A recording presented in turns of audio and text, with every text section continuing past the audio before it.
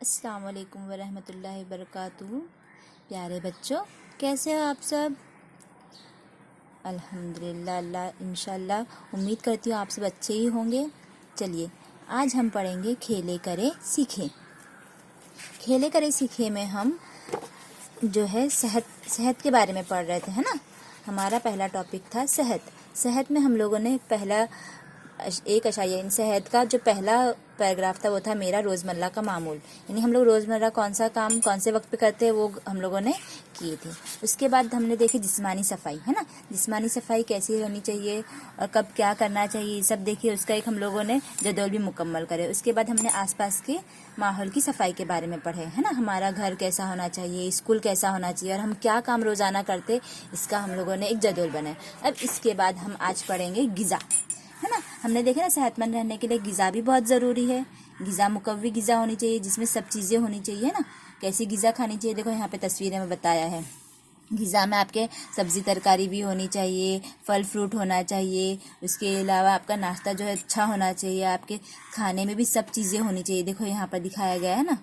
देखो यहाँ पर ताज़ा ग़िज़ा इस्तेमाल करें। ग़िज़ा में सब्ज़ी तरकारियों और फलों को शामिल रखें। सब्जियों और फलों को इस्तेमाल करने से पहले अच्छी तरह धो लें जिससे जरासीम हमारे पेट में नहीं जाते। दिन भर खूब पानी पिए। ये हमारा ग़िज़ा का जो है मेन बातें है, ये बुनियादी ज़रूरत है जो हमें ध्यान रखना बहुत ज़रूरी है।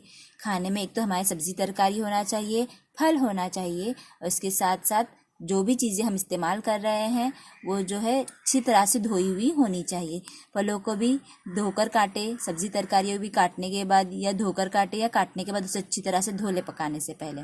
अब उसके बाद देखो जिससे जरासीम क्या होते हैं, ख़त्म हो जाते हैं और हमारे सेहतमंद रहते हैं। अगर हम ऐसे ही डालेंगे तो जरासीम वैसे ही उसके अंदर चले जाएंगे खाने में और हो सकता है कि इससे हम बीमार पड़ जाए। अब देखो जिस तरह हमने पिछले असबाक के हम लोगों ने जदौल मुकम्मल किया, उसी तरह इसमें भी एक जदौल दिया हुआ है। सुबह का नाश्ता, दोपहर का खाना, शाम का नाश्ता, रात का खाना। तुम दिन भर में जो ग़िज़ा इस्तेमाल करते हो इसकी फहरिस्त बनाओ। यानी आप सुबह के नाश्ते में आप कितने बजे नाश्ता करते हो और क्या खाते हो वो यहाँ पे आपको लिखना है। दोपहर के खाने में आपने आज क्या खाया वो आपको लिखना है। शाम के नाश्ते में आपने क्या खाया वो आपको लिखना है। रात के खाने में आपने क्या खाया वो आपको लिखना है। और लिखकर आपको देखना है कि आपने ये सब चीज़ें बराबर जो बताया गया है हमें कि सब्ज़ी तरकारी फल का इस्तेमाल हमारे दिन भर में हमारी ग़िज़ा में होता है। यानी आपको रोटी भी बराबर खानी है। कितने बच्चे जो है वो रोटी नहीं खाते जिससे कमज़ोरी आती है। सिर्फ चावल नहीं खाना है बेटा, आपको रोटी भी खाना चाहिए। रोटी और चावल बराबर खाएंगे। और मुझे ये जदौल मुकम्मल करके कल इसका फ़ोटो निकाल कर भेजेंगे। जज़ाकल्लाह।